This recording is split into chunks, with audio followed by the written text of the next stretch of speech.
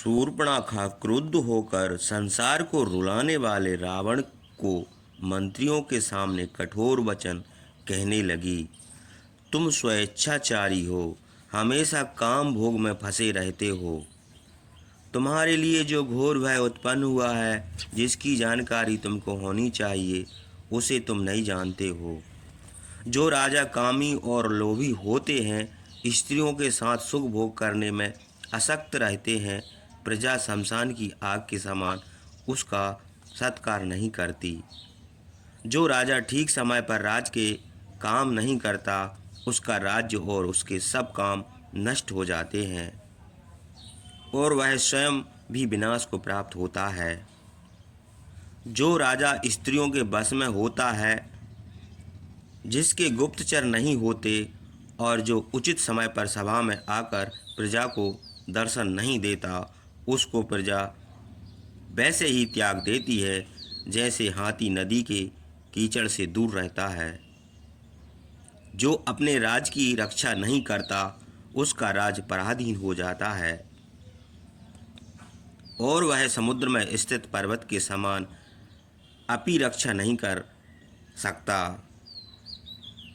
तुम स्वभाव से ही चंचल हो और गुप्तचर भी नहीं नियुक्त करते हो, तो फिर देवता, दानव और गंधर्वों से जो सदा सावधान रहते हैं, शत्रुता करके कैसे राज कर सकोगे? हे राक्षस, तुम बुद्धिहीन हो। तुम्हारा स्वभाव बालकों का सा है, जानने के योग्य बातों को नहीं जानते हो, तो तुम राज की रक्षा कैसे कर सकोगे? हे वीर, जिस राजा के गुप्तचर और कोष उसके अधीन नहीं है और जो नीति नहीं जानता, वह राजा साधारण मनुष्यों के समान है। राजा गुप्तचरों के द्वारा, मेरी समझ में तुमने कहीं भी गुप्तचर नहीं नियुक्त किए और तुम्हारे मंत्री भी साधारण हैं। इसी से तुम्हारे भाई बंधु जो मारे गए और जनस्थान विनष्ट हो गया, उसकी खबर तुमको नहीं है। कठिन काम करने वाले रामचंद्र ने अकेले ही खरदूषण को और 14,000 राक्षसों को मार डाला है। ऋषियों को निर्भय कर दिया है, दंडक वन को निष्कंटक कर दिया है और जनस्थान का विध्वंस कर डाला है। किंतु हे रावण, तुम लोभी हो, प्रमत्त हो, पराधीन हो। इसी से तुम्हारे राज्य में जो भय उपस्थित है, उसे तुम नहीं जानते।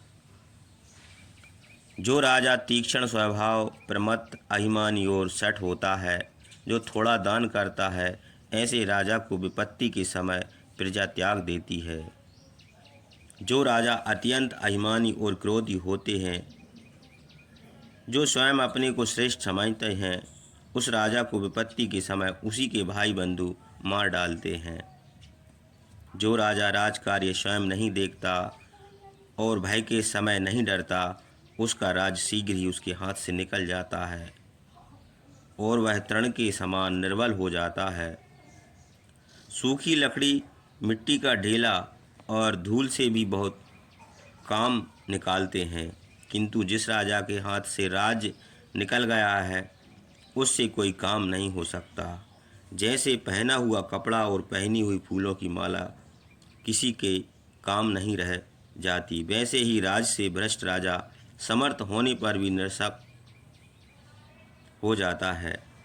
जो राजा आलस्यहीन, ज्ञानवान, जितेंद्र, कृतज्ञ और धार्मिक होता है, वह बहुत दिनों तक राज करता है। जो राजा आँखों से सोता भी रहता है और नीति रूप नेत्रों से सदा जागता रहता है, जिसका क्रोध और जिसकी प्रसन्नता निष्फल नहीं होती, वह राजा जन समाज में सम्मानित होता है। किंतु हे रावण, तुम दुर्बुद्ध हो। इन गुणों में से एक भी गुण तुम में नहीं है, क्योंकि इतने राक्षस मारे गए और तुमको दूतों के द्वारा उसकी खबर भी नहीं हुई। तुम शत्रुओं की अपेक्षा करते हो, विषय में आसक्त रहते हो, देश काल का विभाग करना नहीं जानते हो और गुण दोष का निश्चय नहीं कर सकते हो। यतएव शीघ्र ही तुम्हारा राज नष्ट हो जाएगा और तुम विपत्ति में पड़ोगे। धन, दर्प और बल से गर्वित राक्षस राज रावण शूर्पणखा के मुँह से अपने दोषों को सुनकर बड़ी देर तक मन में सोचता रहा। मंत्रियों के सामने कठोर वचन कहती हुई शूर्पणखा को देखकर रावण को बड़ा क्रोध आया। उसने पूछा, राम कौन है? उसका बल, रूप और पराक्रम कैसा है? इस दुर्गम दंडक वन में वह क्यों आया है?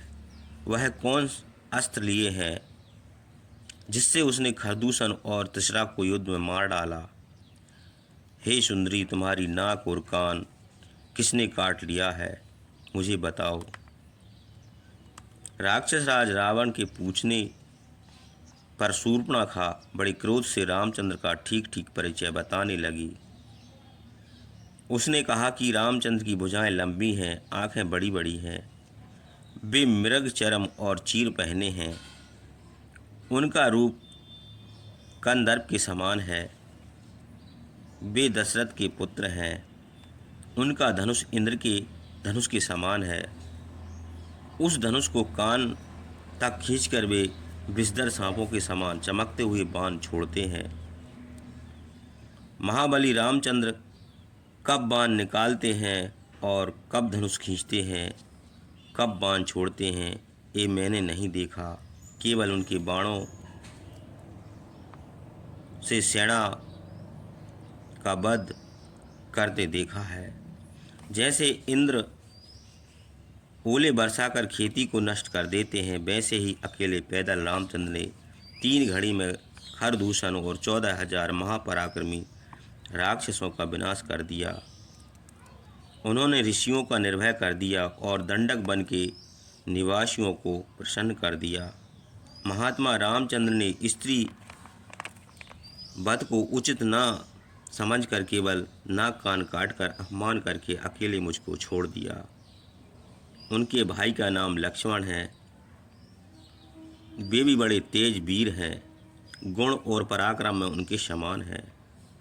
रामचंद्र के बड़े अनुरक्त एवं बड़े भक्त हैं, बड़े बलवान, बुद्धिमान, क्रोधी, विजयी और दुर्जय।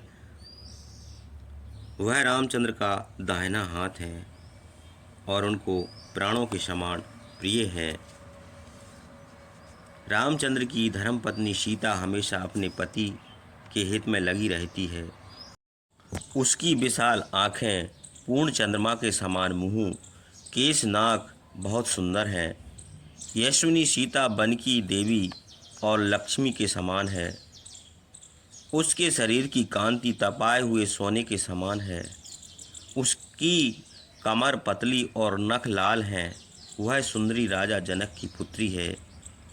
मैंने वैसी सुंदर स्त्री आज तक नहीं देखी।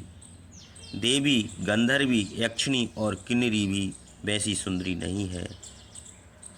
सीता जिसकी भार्या हो, सीता प्रसन्न होकर जिस पुरुष का आलिंगन करे, वह पुरुष संसार के सब प्राणियों से, यहाँ तक कि इंद्र से भी बड़ा सुखी है। सीता बड़ी सुशीला है। सीता के सब अंग सुंदर हैं। उसका सौंदर्य प्रशंसनीय है। संसार में सीता के समान सुंदरी स्त्री और कोई नहीं है। सीता तुम्हारे अनुरूप भार्या है और तुम उसके अनुरूप पति हो। उस सुंदरी को तुम्हारी भार्या बनाने के लिए मैं लेने गई थी। हे महाबाहु, मेरी नाक और कान दुष्ट लक्ष्मण ने काट लिया। यदि तुम पूर्ण चंद्रमा के समान सुंदर मुख वाली सीता को देखोगे तो काम के बस हो जाओगे। यदि तुम सीता को अपनी भार्या बनाना चाहो तो रामचंद्र को जीतने के लिए शीघ्र ही दाहिना पैर आगे बढ़ाओ। हे राक्षस राज, मेरी बात यदि तुमको पसंद हो तो मैं जो कहती हूँ उसे निसंक होकर करो। हे महाबल, अब तुम अपने बल का विचार करके सर्वांग सुंदरी सीता को अपनी भार्या बनाने के लिए बलपूर्वक हर लाओ। रामचंद्र के सीधे चलने वाले बाणों से जनस्थान निवासी राक्षसों और खरदूषण का वध तुमने सुना है। अब तुम जो उचित समझो सो करो। शूर्पणखा के रोह हर्षण वचन सुनकर मंत्रियों से सलाह करके उनको विदा किए अब क्या करना चाहिए, इसका निश्चय करके रावण वहाँ से चला। वह अपने मन में उस काम के गुण दोष और अपना बलाबल विचार कर यही उचित है, यही निश्चय करके गुप्त रूप से यानशाला को गया। सारथी को बुलाकर उससे कहा कि रथ तैयार करो।